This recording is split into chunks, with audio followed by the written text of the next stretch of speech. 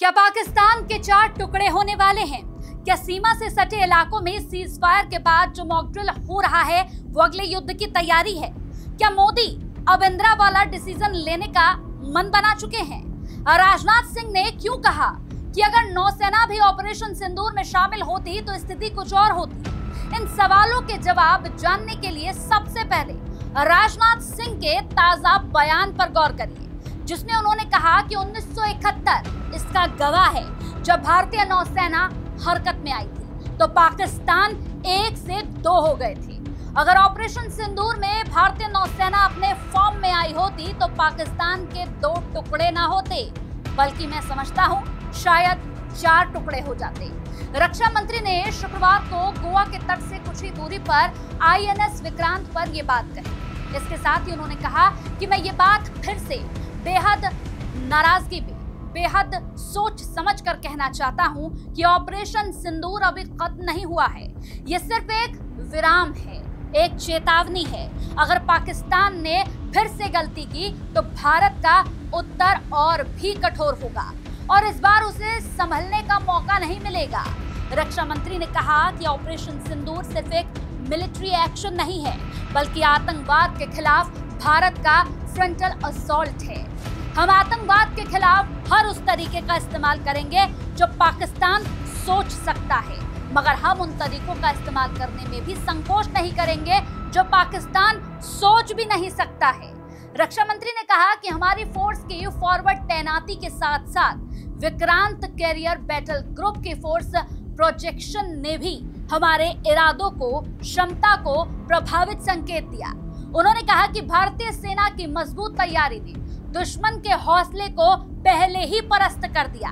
पाकिस्तान के लिए तैयारी मात्र ही बहुत थी, आपको तो एक्शन की जरूरत ही नहीं पड़ी। आपकी तैयारी से ही दुश्मन सत्ते में आ गया। पाकिस्तान ने भारतीय नौसेना की प्रचंड शक्ति, उसकी सैन्य सूझबूझ और विध्वंस क्षमताओं को न सिर्फ महसूस किया बल्कि वो उससे भयभीत भी हुआ। हाफिज सईद मुंबई हमलों का गुनहगार है। समुंदर के रास्ते मुंबई में मौत बरसाने का जो गुनाह उसके संगठन ने किया, उसका इंसाफ होना चाहिए। यह काम पाकिस्तान में नहीं हो सकता है। मुंबई हमलों के एक आरोपी तहव्वुर राणा को पिछले दिनों भारत लाया गया। पाकिस्तान की ओर से बार बार बातचीत की पेशकश की जा रही है।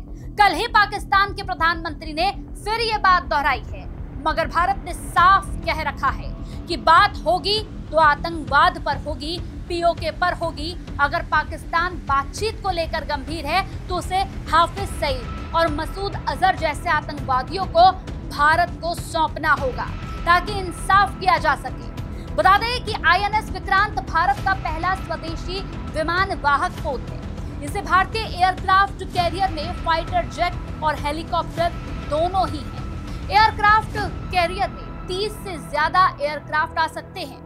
रक्षा मंत्री ने कहा कि हमने पाकिस्तान के आतंकी अड्डे और उसके इरादों को ध्वस्त कर दिया। हमारा प्रहार इतना तगड़ा था कि पाकिस्तान पूरी दुनिया से भारत को रोकने की गुहार लगाने लग गया। अंत में हमने अपनी शर्तों पर इसे शांत किया। मैं फिर दोहरा रहा हूं, हमने अपनी शर्तों पर अपने सैन्य एक्शन को रोका है। अभी तो हमारी सेनाओं ने अपने आस्तीनें पूरी मोड़ी भी नहीं थी। अभी तो हमने अपना पराक्रम दिखाना शुरू भी नहीं किया था। आज INS विक्रांत पर अपने नौसैनिक योद्धाओं के बीच आकर मुझे बड़ी खुशी हो रही है। जब मैं भारत की समुद्री शक्ति के गौरव INS विक्रांत पर खड़ा तो मेरे अंदर की खुशी के साथ साथ एक गर्व और विश्वास का भाव भी है कि जब तक राष्ट्र की समुद्री सीमाओं की सुरक्षा आपके मजबूत हाथों में है तब तक भारत को कोई तिरछी निगाहों से देख भी नहीं सकता। मैं आप सभी को ऑपरेशन की सफलता पर बधाई देता हूं। पहलगाम में हुए कायराना आतंकी हमले के बाद जब भारत ने ऑपरेशन सिंदूर शुरू किया तो हमारे सशस्त्र बलों ने जिस गति, गहराई और स्पष्टता के साथ कार्रवाई की वो अद्भुत था। उसने न केवल आतंकवादियों को बल्कि उन्हें पालने पोसने वाले यहाँ सरपरस्तों का भी स्पष्ट संदेश दे दिया कि भारत अब सहन नहीं करता, भारत अब सीधा जवाब देता है। इस पूरे ऑपरेशन में नौसेना की भूमिका गौरवशाली रही है। ऑपरेशन सिंदूर के दौरान जब वायुसेना ने पाकिस्तान की धरती पर आतंक के अड्डों को ध्वस्त किया तब अरब सागर में आपकी आक्रामक तैनाती बेजोड़ समुद्री डोमेन जागरूकता और समुद्री वर्चस्व ने पाकिस्तानी सेना को उसके ही तटों पर सीमित कर दिया। वो खुले समुद्र में आने का साहस तक नहीं जुटा सके। समुद्र में तैनात हमारे पश्चिमी फ्लीट शिप्स ने आतंकवादी हमले के 96 घंटों के अंदर पश्चिमी और पूर्वी तट पर सरफेस टू सरफेस और सरफेस टू एयर मिसाइल और टारपीडो से कई सफल फायरिंग की। तो हमारे प्लेटफॉर्म सिस्टम और चालक दल की युद्ध तैयारी को ये दिखाता है। इन लंबे दूरी के हमलों ने दुश्मन के खिलाफ हमारी तैयारी को भी दिखाया। आज वो ये केवल रक्षा मंत्री के नाते नहीं कह रहे, बल्कि यहाँ एक कृतज्ञ भारतीय के रूप में वो ये बातें कहते हुए नजर आए। उन्होंने कहा, मैं आपके समर्पण को नमन करने, आपके शौर्य को सराहने और आपके परिश्रम को सलाम करने आया। वैसे भी विक्रांत का अर्थ होता है अदम्य साहस और अपराज्य शक्ति। आज आप सभी जाबाजों के बीच खड़े होकर मैं इस नाम के अर्थ को साकार होता हुआ देख रहा हूँ। आपकी आंखों में जो दृढ़ता, उसमें भारत की असली झलक दिखती है, उसमें भारत की असली झलक दिखती है, अलग शक्ति दिखती है। आज हम एक ऐसे युग में हैं जहां युद्ध सिर्फ गोलियों और बमों से नहीं लड़े जाते, बल्कि साइबर स्पेस, डाटा डोमिनेंस और स्ट्रेटेजिक डिटरेंस से भी लड़े जाते हैं। मैं ये गौरव से कहता हूँ, गर्व से कह सकता हूँ कि हमारी नौसेना इन सभी क्षेत्रों में मजबूती से आगे बढ़ रही है। भारतीय नौसेना आज सिर्फ हिंद महासागर की प्रहरी नहीं है, बल्कि एक रणनीतिक ताकत बन चुकी है। इस अवसर पर यह भी कहना चाहूंगा कि इस ऑपरेशन की एक खासियत ये भी थी कि हमारी तीनों सेनाओं ने बेहतरीन तालमेल दिखाया, विभिन्न मंत्रालयों और सरकारी एजेंसियों के साथ समन्वय भी किया और कुल मिलाकर कहें तो रक्षा मंत्री राजनाथ सिंह और पीएम मोदी की बॉडी लैंग्वेज किसी बड़े तैयारी की ओर इशारा कर रही है। ये बात भी ध्यान रखने योग्य है कि भारत ने युद्ध समाप्त होने के बाद भी मॉक ड्रिल करना जारी रखा है, जिससे ये संकेत मिलते हैं कि मोदी के मन में अभी भी बहुत कुछ चल रहा है।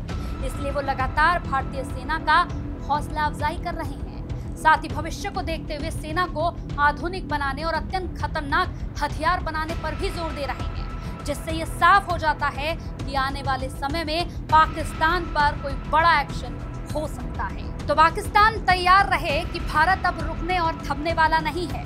अगर भारत की तरफ अब तिरछी निगाह करने की कोशिश भी आपने की तो भारत आपको मुंहतोड़ जवाब देगा।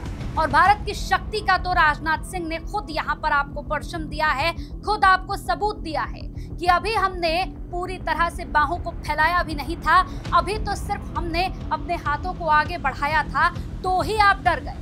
अगर हमारी सेनाओं ने अपनी बाहों को फैला दिया तो आप कहीं के नहीं बचेंगे। इसलिए बेहतर है कि आप ये समझ जाएं और समझकर खुद को काबू में कर ले कि ये भारत है और भारत अब किसी से झुकने और दबने वाला नहीं है। बात होगी तो आतंकवाद पर होगी, बात होगी तो पीओके पर होगी। अब इसके सिवा न कोई बात होगी और ना ही किसी तरह से भारत आपको बख्शने के मूड में है।